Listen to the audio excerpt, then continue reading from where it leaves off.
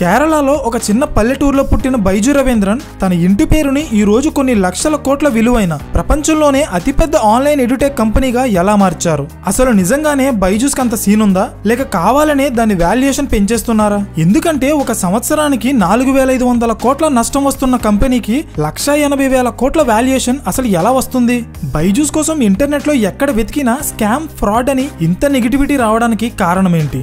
ఇండియాలో చదువు అనేది ఒక వీక్నెస్. ఎందుకంటే ప్రతి తల్లిదండ్రులు వాళ్ళ పిల్లలు బాగా చదువుకుని వాళ్ళ జీవితాలు మార్చేస్తారని వాళ్ళ పిల్లల చదువు కోసం తల తాకట్టు పెట్టైనా మంచి చదువు అందించడానికి ఎంత డబ్బైనా ఖర్చు పెడతారు. చదువు అనే అదే వీక్నెస్ ని అడ్డు పెట్టుకుని బైజూస్ ఎలా ఎదిగింది? ఈ రోజు బైజూస్ చెప్పే అదే చదువులో క్వాలిటీ లేక లక్షల కోట్ల విలువైన కంపెనీ వేల కోట్ల నష్టాల్లోకి ఎలా కూరుకుపోయింది అనేది నేను ఈ వీడియోలో చెప్పబోతున్నాను. Hello everyone, welcome to today's video and this is your friend Surya. 2011లో క్యాట్ ఎగ్జామ్ కి ట్రైనింగ్ ఇచ్చే ఒక చిన్న కోచింగ్ ఇన్స్టిట్యూట్ గా స్టార్ట్ అయిన బైజూస్ 2015 వరకు ప్రపంచంలోనే కాదు ఇండియాలో కూడా ఎవరికి తెలియదు. సడన్ గా 2015లో బైజూస్ వాళ్ళ మొబైల్ యాప్ ని లాంచ్ చేసింది. అదే టైంలో లక్కీగా జియో తీసుకొచ్చిన ఇంటర్నెట్ రెవల్యూషన్ కారణంగా బైజూస్ మొబైల్ యాప్ కోసం ఫస్ట్ టైం జనాలకి తెలిసింది.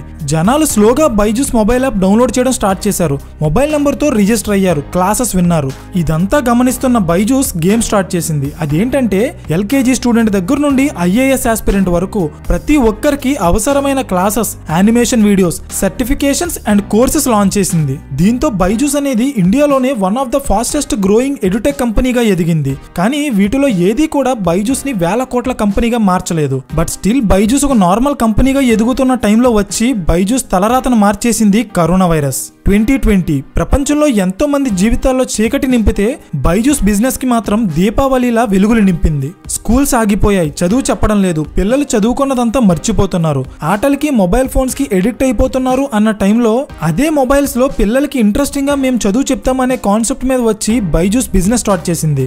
ఎంతలా అంటే తినడానికి తిండి, ఉండడానికి ఇల్లు లేని వాళ్ళు కూడా వాళ్ళ పిల్లలు బాగా చదువుకోవాలని కరోనా టైంలో 50,000 నుండి 60,000 పెట్టి బైజూస్ కోర్స్ కొనిచ్చేవారు. ఒక పర్టికులర్ టైంలో బైజూస్ క్లాసెస్ కి ఉన్న డిమాండ్ కి ఈ కోర్స్ కుండే ఫీజు ని అమాంతం 200 నుండి 300% పెంచేశారు. అయినా కూడా జనాలు కొన్నారు. ఇలా కరోనా ఎఫెక్ట్ అయిన 2 years లో బైజూస్ ఎంతగా ఎదిగిందంటే ఎక్కడో కేరళలో ఒక చిన్న కోచింగ్ ఇన్స్టిట్యూట్ గా స్టార్ట్ అయిన బైజూస్ 1,80,000 కోట్ల విలువైన ప్రపంచంలోనే అతిపెద్ద ఆన్లైన్ ఎడ్యుటెక్ కంపెనీగా కేవలం 2 సంవత్సరాల్లో ఎదిగిపోయింది. అయితే ఇందులో నిజమెంత? బైజూస్ అనుకున్న దానికంటే పెద్ద సక్సెస్ అయింది. ఊహించనంత డబ్బు కూడా వచ్చింది. కానీ బైజు రవీంద్రన్ దీన్ని ప్రాపర్ గా యూజ్ చేయలేకపోయారు. బికాస్ వచ్చిన లాభాలతో బైజూస్ ఎడ్యుకేషన్ లో క్వాలిటీ పెంచకుండా ఉన్నదానికే హైప్ ఇచ్చి అతిగా మార్కెటింగ్ చేయడం స్టార్ట్ చేశారు. ఎంతలా అంటే బైజూస్ అనేది ఒక ఎడ్యుకేషన్ కంపెనీలా కాకుండా ఒక మార్కెటింగ్ కంపెనీలా మార్చేశారు. రోడ్డు మీద వెళ్తుంటే ప్రతి గోడ మీద బైజూస్ పోస్టర్సే. ఇండియన్ క్రికెట్ టీం జెర్సీ నుండి ఫిఫా వరల్డ్ కప్ స్పాన్సర్షిప్ వరకు బైజూస్ మార్కెటింగ్ చెయ్యని ప్లేసే లేదు. ఇండియాలో హ్యూజ్ ఫ్యాన్ బేస్ ఉన్న చాలా మంది film stars like Mahesh Babu, Mohan Lal, Sudeep, Shahrukh Khan and even world famous football player Lionel Messi కూడా బైజూస్ కి బ్రాండ్ అంబాసిడరే. ఎంత మార్కెటింగ్ చేసినా కరోనా వెళ్లిపోయిన తర్వాత స్కూల్స్ ఓపెన్ అయ్యాయి. పిల్లలు స్కూల్ కి వెళ్లడం స్టార్ట్ చేశారు. పేరెంట్స్ బైజూస్ కోర్స్ కొనడం ఆపేశారు. దీనివల్ల బైజూస్ కి సేల్స్ తగ్గిపోయి లాభాలు రావడం లేదు. ఇప్పుడే బైజూస్ కి అసలైన ప్రాబ్లం స్టార్ట్ అయింది. కరోనా టైంలో బాగా సేల్స్ జరిగి ఎక్కువ లాభాలు చూసిన బైజూస్ కంపెనీ స్కూల్స్ ఓపెన్ అయిన తర్వాత కూడా అంతే సేల్స్ జరగాలని ఎంప్లాయీస్ మీద ప్రెషర్ పెట్టడం స్టార్ట్ చేసింది. పైనుంచి వస్తున్న ఈ ఒత్తిడి తట్టుకోలేక కంపెనీ ఎంప్లాయీస్ బైజూస్ కోర్స్ కొనుక్కోమని పేరెంట్స్ ని ప్రెషర్ చేయడం స్టార్ట్ చేశారు. ఎంతలా అంటే బైజూస్ యాప్ డౌన్లోడ్ చేసిన ప్రతి పేరెంట్ కి డైలీ 20 to 30 టైమ్స్ కాల్స్ చేసేవారు. వీళ్ళ కంపెనీ కాల్స్ తట్టుకోలేకే కొంతమంది ఈ కోర్స్ తీసుకున్నారంటే మీరు నమ్ముతారా? అయితే ఈ ఆడియో ఒకసారి వినండి. సార్ నమస్తే సార్, నేను బైజూస్ నుంచి మాట్లాడుతున్నాను, మ్యాథ్స్ టీచర్ని. బైజూస్ యాప్ ని మొబైల్లో ఇన్స్టాల్ చేసుకుని స్టూడెంట్ క్లాసెస్ వింటున్నారు కదా. మా తప్పు అయిపోయింది సార్, ఎప్పుడు క్షమించండి సార్, ఇంకా ఎప్పుడు చేసుకోండి అలాగే. ఎందుకంటే అసలు ఎంత ఎలా ఇరిటేషన్ చేస్తున్నారంటే నా మీద నాకే చిరాకు వస్తుందండి. అయ్యో సార్, ఎందుకు చేసుకున్నాను రా బాబు అని. అయ్యో సార్, ఇప్పటికి 100 ఫోన్లు వచ్చింది సార్. ఏదో అర్జెంట్ పని ఉన్నప్పుడు కూడా చేసి నన్ను ఇబ్బంది పెడతా, ఈ టైంలో కూడా ఇబ్బంది పెడతా బాగుందా? ఈ వీడియో చూస్తున్న వాళ్ళలో బైజూస్ నుండి ఇలాంటి కాల్స్ ఎంత మందికి వచ్చాయో కామెంట్స్ లో చెప్పండి.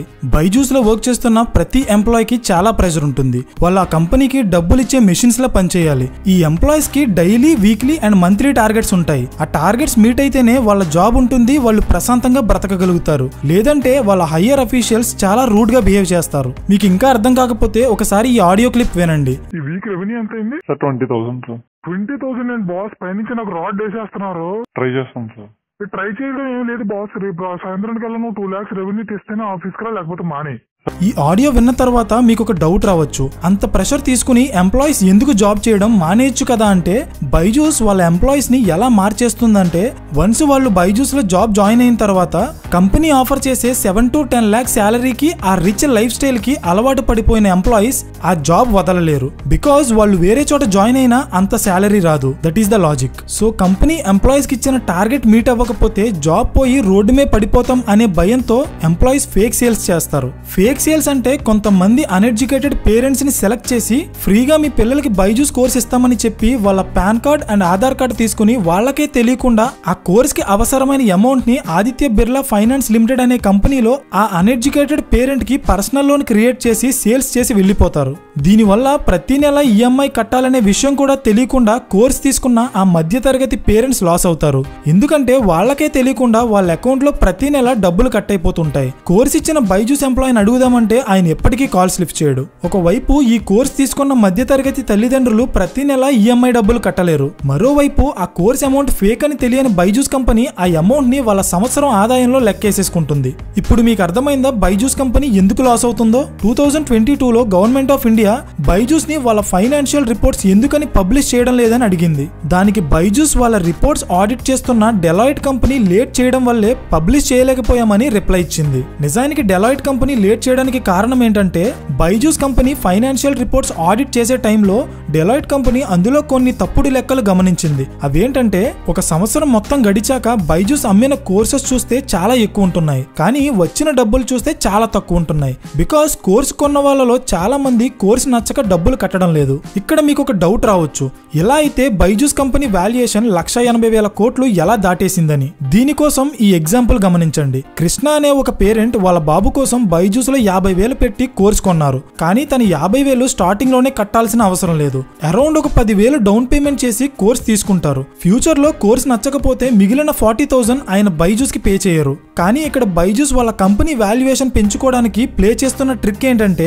నిజానికి ఇక్కడ బైజూస్ కి వచ్చిన ఆదాయం 10,000 మాత్రమే, కానీ అమ్మిన కోర్సు వాల్యూ 50,000 కాబట్టి ఆ 50,000 బైజూస్ తన ఆదాయంలో చూపిస్తుంది. దీని కారణంగానే కంపెనీ చూపించే లెక్కలకి వచ్చిన ఆదాయానికి పొంతన ఉండడం లేదు. Deloitte company Byju's reports audit చేసినప్పుడు కూడా అదే గమనించింది. ఇలా చూపించడం వల్ల బైజూస్ కంపెనీ వాల్యుయేషన్ అసాధారణంగా పెరుగుతుంది. అలా పెరగడం వల్ల బైజూస్ నిజంగానే ఎదిగిపోతుందేమో అని విదేశాల నుండి ఈ కంపెనీలో వేల కోట్ల పెట్టుబడులు పెడుతున్నారు. ఇలా వస్తున్న పెట్టుబడితోనే గత 2 సంవత్సరాలుగా బైజూస్ కంపెనీ ఎడ్యుకేషన్ లో క్వాలిటీ పెంచడం మానేసి వాళ్ళకి ఎవరు పోటీ రాకుండా పోటీ పడాలనుకున్న ప్రతి కంపెనీని కొనడం స్టార్ట్ చేశారు. ఒకసారి ఈ లిస్ట్ లో ఉన్న కంపెనీస్ గమనించండి. ఇవన్నీ లాస్ట్ 2 years నుండి బైజూస్ కొన్నవే. బైజూస్ లాస్ అవ్వడానికి మరో కారణం ఏంటంటే, వేల కోట్లు పెట్టి కొన్న ఈ లిస్ట్ లో ఉన్న చాలా కంపెనీస్ ఇప్పటికీ నష్టాల్లోనే ఉన్నాయి. వీటి లాస్ కూడా బైజూస్ కి యాడ్ అవ్వడం కారణంగా బైజూస్ పీకల్లోతు నష్టాల్లో మునిగిపోతుంది. So ladies and gentlemen, this is the overall picture of Byju's the learning app. ఈ వీడియోలో బైజూస్ ఎక్కడ మొదలైంది, ఎందుకు ఎదిగింది, ఎందుకు పడిపోతుంది అనేది పాయింట్ టు పాయింట్ మీకు అర్థమయ్యేలా చెప్పాను అనుకుంటున్నాను. ఈ వీడియో చూస్తున్న మీ అందరికీ నా క్వశ్చన్ ఏంటంటే, ఇక్కడ తప్పు ఎవరిది? ఫేక్ సేల్ చేయకపోతే జాబ్ పోయి రోడ్డు మీద పడిపోతాం అనే భయంతో ఒకవైపు జనాన్ని మరోవైపు కంపెనీని మోసం చేస్తున్న ఎంప్లాయీదా? అలా చేయమని వాడి పైనుండి ఒత్తిడి చేస్తున్న మేనేజర్దా? లేదా కోర్సులో క్వాలిటీ లేకపోయినా కోర్స్ ఇంప్రూవ్ చేయడం మానేసి వేల కోట్లు పెట్టి మార్కెటింగ్ చేస్తున్న కంపెనీ సీఈఓ బైజూ రవీంద్రన్ దా? తప్పెవరదని మీరు అనుకుంటున్నారో కింద కామెంట్ చేయండి. అండ్ అలా వెళ్లే ముందు మీరు ఇంకా మన ఛానల్ ని సబ్స్క్రైబ్ చేయకపోతే ఇమీడియట్ గా సబ్స్క్రైబ్ చేయండి. Because every Wednesday and Saturday ఇలాంటి ఎన్నో ఇంట్రెస్టింగ్ కేస్ స్టడీస్ మీ ముందుకి తీసుకురావడానికి we are really working very hard. So that's it for today guys. ఈ వీడియో మీకు నచ్చితే లైక్ చేయండి. ఈ వీడియో మీకు ఇన్ఫర్మేటివ్ గా అనిపిస్తే మీ ఫ్రెండ్స్ అండ్ ఫ్యామిలీ గ్రూప్స్ లో షేర్ చేసి వాళ్ళకి అవేర్నెస్ కల్పించండి. So thank you for watching and I'll see you in the next video. Till then, this is your friend Surya signing off.